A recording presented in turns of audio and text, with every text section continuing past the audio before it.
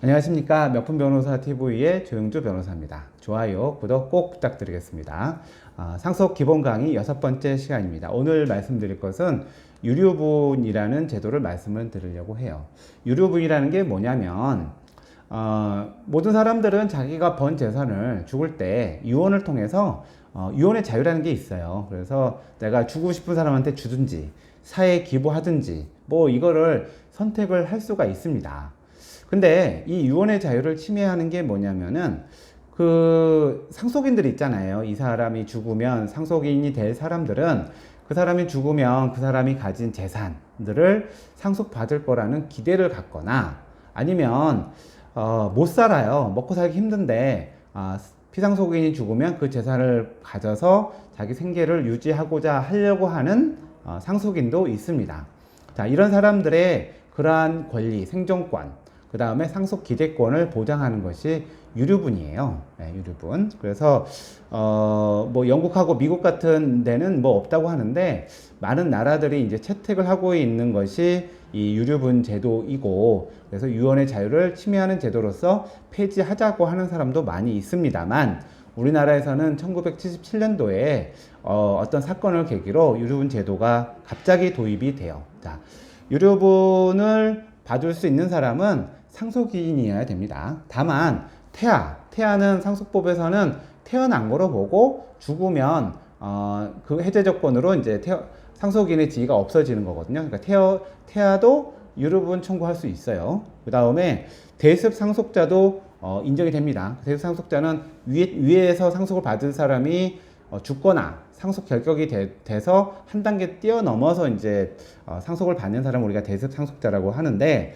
이 사람도 유류분 권리를 지금은 이제 청구할 수가 있는데, 근데 이제 상속인 경우에 1, 2, 3, 4단계까지 있었죠. 4단계까지 내려가서 사촌까지 가는 게 있었는데, 유류분은 직계 비속, 배우자, 직계 존속, 그 다음에 형제 자매까지만 허용이 되고, 유류분이 인정되는 비율은 자기 상속분의 직계 비속과 배우자는 2분의 1, 그 다음에 직계 존속과 형제 자매는 3분의 1이 보장이 되는 것이기 때문에 사촌 형제들은 상속권이 원래 있었지만 유류분은 청구할 수가 없습니다.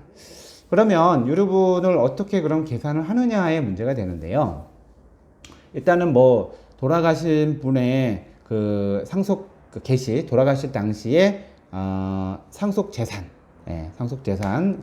근데 그 중에 이제 유증할 재산도 있고, 뭐 유증할 재산도 포함되어 있겠죠. 그 상속의 재산이 있고, 그 다음에 중요한 게 뭐냐면 어떻게 계산하냐면요. 상속 개시되기 1년 전에 증여한 거는 다 포함시켜요. 근데 그 증여는 공동상속인일 수도 있고 제3자일 수도 있고 다 가능해. 1년 전에 증여한 거는 일단 다 합쳐요.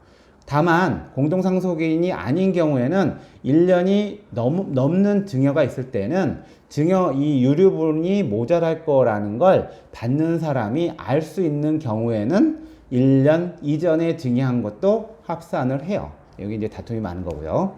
그러면 공동상속인들 간의 유류분의 경우에는 그거는 안 따져요. 1년이 아니라 30년 전에 한 것도 다 가지고 와요.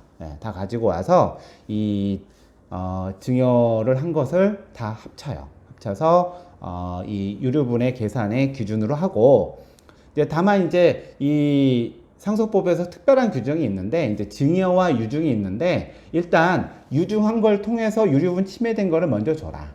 그 다음에 그래도 모자라면 증여한 거를 계산하라. 증여 받은 사람한테 반환을 청구해라. 이렇게 돼 있거든요. 그래서 이 유류분 할 때는 유증한 거보다 증여한 사람을 더 보호하고 있기 때문에 그런 이제 차이가 있고, 그 다음에 이 유류분 이제 재산을 이제 계산할 때 가장 또 중요한 건 뭐냐면, 이렇게 재산을 찾아오는 것도 중요하지만 이 재산을 평가하는 것도 중요해요. 이 재산을 어느 시점에 놓고 평가할 거냐. 자, 기본 원칙은 상속 개시 시점이에요. 근데 10년 전에 증여한 거가 있단 말이에요. 그러면은 10년 전에 1억 증여한 게 지금 1억이 아니잖아요. 이거는 현재 가치를 계산해요. 10년 전에 1억을 주고 산 부동산이 지금 만약 5억이에요. 그러면 지금 5억으로 평가를 해야 돼요. 이게 유류분에서 말하는 증여재산의 평가 시점의 문제예요. 그래서 그러면은 쭉 땡겨와서 그때 내가 1억을 받았지만 지금도 가지고 있는데 뭐 5억이다 그러면 5억으로 평가를 해요. 근데 그게 지금까지 가지고 있었으면 5억인데 뭐 중간에 1억 5천에 팔았어요. 그러면은 얼마일까요? 그거는 1억 5천의 현재 가치로 이렇게 보고 해야지 그거를 뭐 안 팔았으면 지금 5억이야. 5억을 가지고 평가하자. 이렇게 또 할 수는 없는 문제들이 실무적으로 생기고 있습니다. 그리고 유류분 반환 청구권은 이제 행사할 기간이 정해져 있는데 일단 그러니까 상속이 개시되고 내가 유류분 권한이 있다라는 것을 안 1년 내에 청구를 하셔야 돼요. 네, 그리고 이거는 이제 상대방이 주장하셔야 될 거겠죠. 그리고 상속이 개시되고 10년이 지나면 어떤 사유로든 일단은 유류분 청구를 할 수가 없어요. 그리고 유류분 소송은 이전에 설명드린 상속재산 분할 심판 청구나 기업분이라든가 이런 거하고는 다르게 이거는 일반 민사소송이라서 일반 그 민사법원에 청구하셔야 되고요. 가정법원에 청구하시면 다시 일반 법원에 이송을 하게 됩니다. 그래서 이러한 그 유류분 문제가 많이 생기는 이유는 우리가 이제 전통적으로 재산을 한 사람에게만 몰아주는 경우가 있어서 그래요. 대부분이 이제 장자, 큰아들에게 많이 물려주었기 때문에 그러니까 상속으로 물려주든 이전에 증여로 물려주든 많은 재산을 장손에게 물려주다, 장자에게 물려주다 보니까 받지 못하는 형제들이 자기 상속분을 2분의 1도 못 받는 거죠. 그래서 그런 경우에 유류분 문제가 생기고요. 그래서 이런 문제가 생기지 않게 하기 위해서는 결국은 이 상속을 해주실 피상속인이 미리 유류분이 침해되지 않게 자식들에게 골고루 재산을 분배해 주시는 것이 중요하다고 생각합니다. 자, 안다상속연구소는 아름다운 마무리를 준비하는 곳입니다. 내가 죽었는데 자식들이 싸우고 있다.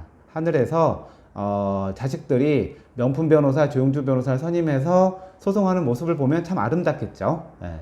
근데 그거보다는 돌아가시기 전에 미리 명품 변호사를 만나서 재산을 잘 나눠줘서 자식들이 싸우지 않고 잘 사는 모습을 보는 게 더 낫지 않을까요?